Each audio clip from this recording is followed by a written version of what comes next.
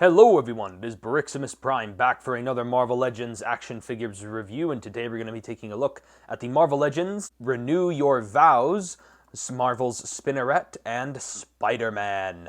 Now let's just get right on into these figures by taking a look at the honestly shizzy packaging. Now don't get me wrong, the packaging looks fine, it's just, after all of the crap and everything that's been going on with Hasbro with the plastic-free packaging, as you can see, my packaging here kind of suffered quite a bit from the whole. It really makes it kind of sketchy when they're all damaged like this. Also, just adding on to the whole white trash creepiness factor of the whole sketchy packaging, both of the figures come packaged in a set of body bags.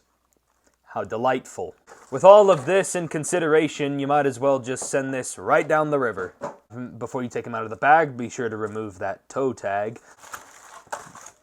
Into the trash you go. And now that we have the figures out of their body bags, we can now take a proper look at Spider-Man and Spider-Milf. And now starting by taking a look at the accessories here, I have to admit I like the variety of hands and heads that we have here for the two figures, but I feel like the one accessory we are sorely missing is some kind of web effects. I'm really annoyed Hasbro has not tried to make any new web effects, so that they could have easily been included with these figures. But anyway, overall, I do feel like the heads here came out really good, especially because there's been a lot of paint apps and such that people have been missing on some of their figures because of all these new QC issues that have been approached with Hasbro's new packaging. But overall, the hair and everything on my Peter Parker, and the face and the eyebrows, the facial expression, everything looks fine.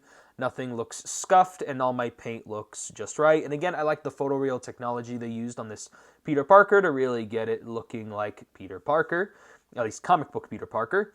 And then the Mary Jane head sculpt looks really good as well. It's not as good as that one that came out a couple of years ago, but still looks just fine. It's got the red hair. I like the lipstick and all the glossy, bits in the eyes and the eyebrows. Everything looks great.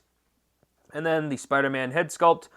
The eyes are the main part that usually get a lot of paint scuffing. As you can see, mine look just fine, and there is no missing webs, at least on the head. And then the Spinneret head looks good as well. I like how she has her hair tied up in a bun, and I like the mask. Again, no paint missing. Her smile, she has a nice beaming smile, and again, just like the way it's sculpted.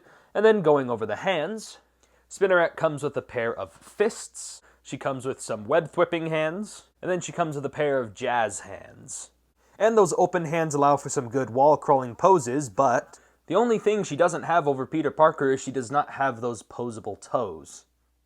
Spider-Man here comes with a pair of fists, a pair of web thwipping hands, as well as a pair of jazz hands. And those hands do open up a lot of opportunities for other really expressive poses. Again, they're my favorite hands because they're just so expressive and open up a lot of posing opportunities.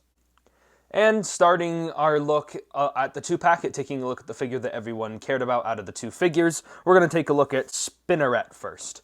And overall, Spinneret has a very nice head sculpt here. I like the spider eyes and everything. The main thing that I'm really critiquing these figures for is if my paint apps came out looking good, because honestly, the paint apps problem that has been going around, but thankfully mine turned out fine. I like the lips, I like the skin texturing, her hair looks great, and overall, man, I really hate that. But overall, I think she has some good looking paint apps, and I think she is not a bad looking figure, especially in some areas. And now coming down the rest of the body, I'll try to keep this as non-creepy as possible. I like these little cuffs that they gave her on the bottom of her ankles, and this white and all of the white webbing they have on the red looks really good, and again, it's cleanly printed on and painted, and overall, I have no paint scuffs. Thank goodness I don't. Well, the figure has pinless joints. We'll get into the articulation, but I did want to mention pinless joints, and look at that. Double jointed elbows on a female figure. Thank you, Hasbro. It only took you like 10 years of Marvel Legends experience to do so. Going over Spinneret's posability, she's got a ball joint at the head, which has a lot of range, so very nice head pivoting. Can look up and down and swivel from side to side. And then there's a disc hinge, ball joint disc hinge, which allows her to look up pretty far. It's just a tight joint. And I prefer this because it makes it a lot better for her to look up a lot more, which the Peter Parker does not. Her head can look down really far, and her shoulders can rotate a full 360. They can move out and in. Biceps swivel. Again, double jointed elbows. Wrists rotate and hinge up and down. Nice ball joint right here, which allows for an arching back crunch. A little bit of side to side and some swiveling. Hips can kick forward, they can kick back, they can move outward. She does get a thigh swivel. Double jointed pinless knees right there. And then even with these little cuffs right here, which they can shift up and down, the ankles can move up, they can move down.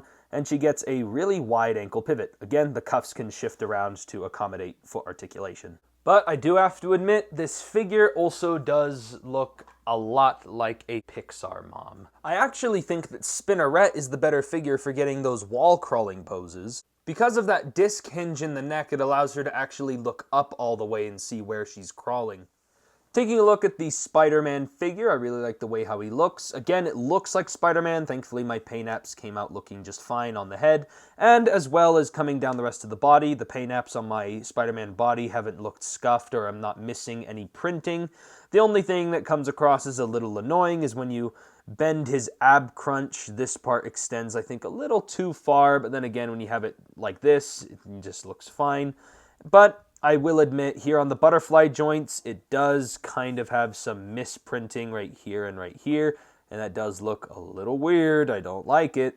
But overall, I don't think it's that big of an issue because, again, I'm not really looking at this figure from the back, but with how much money we're shoving down Hasbro's throat, come on, fix this. Overall, the articulation on Spider-Man is pretty good, but it has led to a couple of paint chips and little things here and there that I don't appreciate.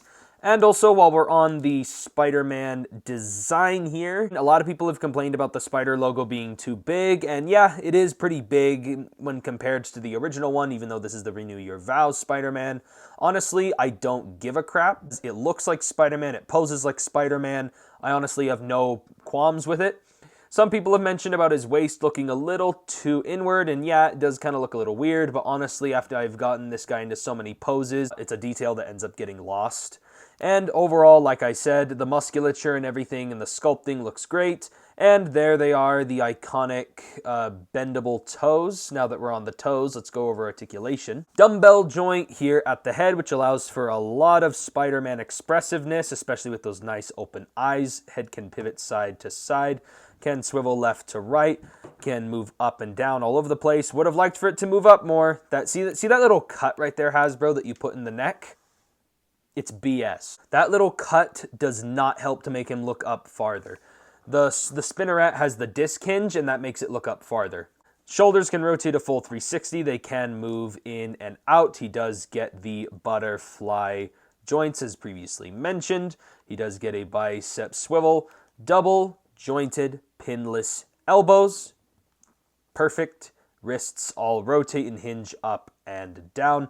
He has a nice diaphragm joint which allows for arching back crunch, some side to side, and some swiveling. There's also a proper ab crunch which allows for even more arching back, even more crunch, and that's all really awesome. He does have the shifting hips. It seems kind of insignificant, but honestly, it does allow for the legs to rotate a full 360, so it does help. Hips can move outward that far. Sadly, the drop-down hips don't really help with that, though. Wish they should have. Thigh swivel, double jointed pinless knees, boot rotation. The ankles can move up, they can move down, and he's got the toe articulation. Also, by the way, my calf swivel on this side was really tight out of the box. I had to go in with some hot water and loosen that up, and there we go. Again, so I missed out on that original Spider-Man figure that came out. So now that they kind of re-released it and updated it and gave it the pinless joints and the toes and all this cool stuff after the fact, and it's in a much affordable 2-pack, I'm really happy that I was able to get my hands on this figure.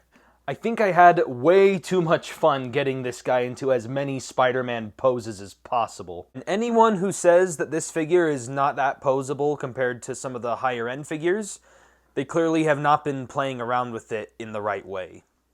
Here is Spinneret and Spider-Man compared next to my last Marvel Legends Spider-Man double review, the symbiote Spider-Man and Sandman from the retro carded waves. And then here is the Spider-Man and Spinneret 2-pack compared next to the last Marvel Legends 2-pack I took a look at, the Venom and Null. So that's basically it for comparisons.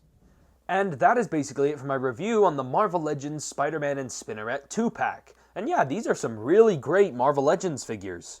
I think the Spinneret is a really good figure on her own. I really do feel like a lot of people have underestimated her very much because, you know, again, because that retro Spider-Man was such highly coveted by a lot of people, and they were re-releasing it in a 2-pack with updated parts, it made people really forget about the Spinneret, which is kind of the sleeper hit of this 2-pack and also a Marvel Legends figure of this year. Don't get me wrong, I still love the Spider-Man. The Spider-Man is still probably one of my favorite Marvel Legends figures of all time, but I'm just saying the Spinneret is getting really underrated by a lot of people.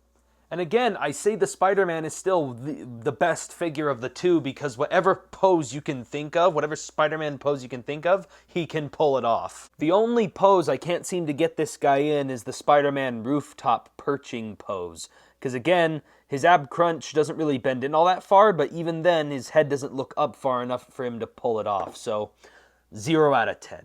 And overall, I really like the Renew Your Vows 2-pack. If I had to give this 2-pack a rating, I give it a very, very solid 8 out of 10. I really do like both of these figures. The Spinneret is an awesome figure, and the Spider-Man. And yeah, if you guys enjoyed this video, be sure to give me a like on the video, comment down below what you guys think, subscribe to the channel for more Marvel Legends and action figure videos, and I'll catch you guys next time.